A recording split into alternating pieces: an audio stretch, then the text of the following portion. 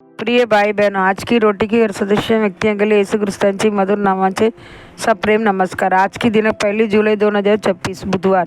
प्रभूचा आवाज। आज जर तुम्ही त्यांचे आवाज ऐकला तर मेरीबाच्या दिवसाप्रमाणे रानातील परीक्षेच्या दिवशी जसे केले तसे आपले मन कठीण करू नका। स्तोत्र 92 अध्याय 8 वचन।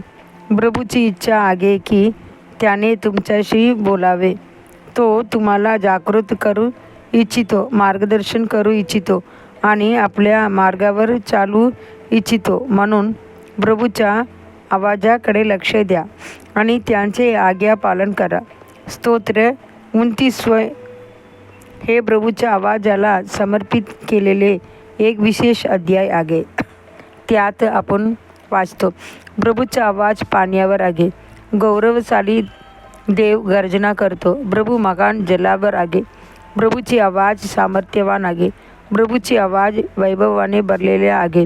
प्रभूचा आवाज देवदार वृक्ष मोडतो, होय, प्रभू लबानोनचे देवदार तुकडे तुकडे करतो।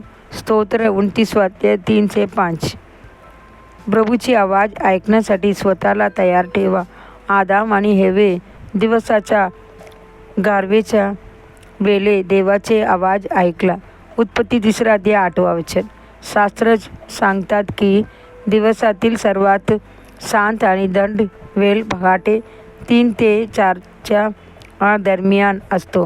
प्रभूने स्वतः म्हटले आहे, जे मला मनापासून शोधता त्यांनी मी सापडतो। नीतिसूत्र 8 अध्याय 17 वचन।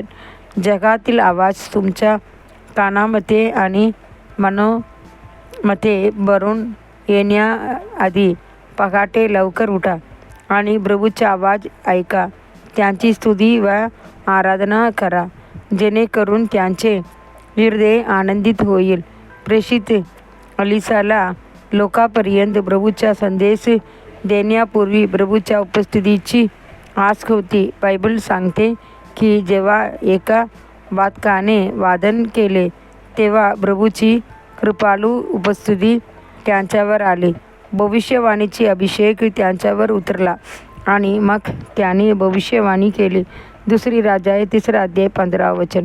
शास्त्रात आपण बलामाबद्दलही वाचतो, देवाचे आवाज ऐकण्याची आणि त्यांचे वचन बोलण्याची इच्छा असल्यामुळे त्याने 7 वेगा बांधल्या, प्रभूला अर्पणे केली आणि त्यांच्याकडून उत्तर मिळवण्याची वाट पाहिली। ह्यांना 23 अध्याय 1 आणि 2 वचन। आज प्रभूला हवी असलेल्या अर्पण म्हणजे नम्र आणि तुटलेले मन आहे। देवाची यज म्हणजे तुटलेल्या आत्मा आहे। स्तोत्र 51 अध्याय 17 वचन। त्याला आनंद देणारे अर्पण म्हणजे स्तुतीचे अर्पण, आपल्या ओठोचे फल।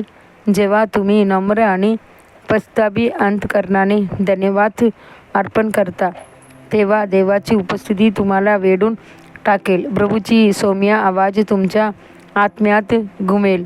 तुमच्या भोवती हजारो आवाज गोंधळ करत असताना प्रभू तुमच्या आत्म्याला जागृत करेल, जेणेकरून तुम्ही ओळखला आणि म्हणाला, हा माझ्या प्रियाचा आवाज आहे।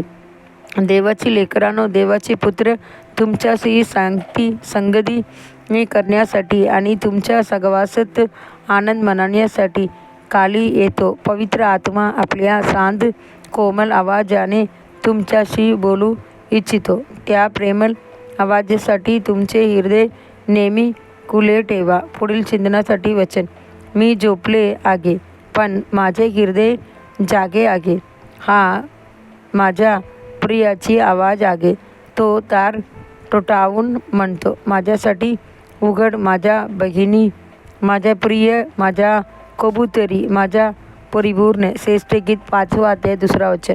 आजचे बायबल वाचन सकाळ आयुब 20 अध्याय 21 अध्याय। संध्याकाळ प्रसिद्धाची कृत्ये 10 अध्याय 24 वचन से 48 वचन। धन्यवाद।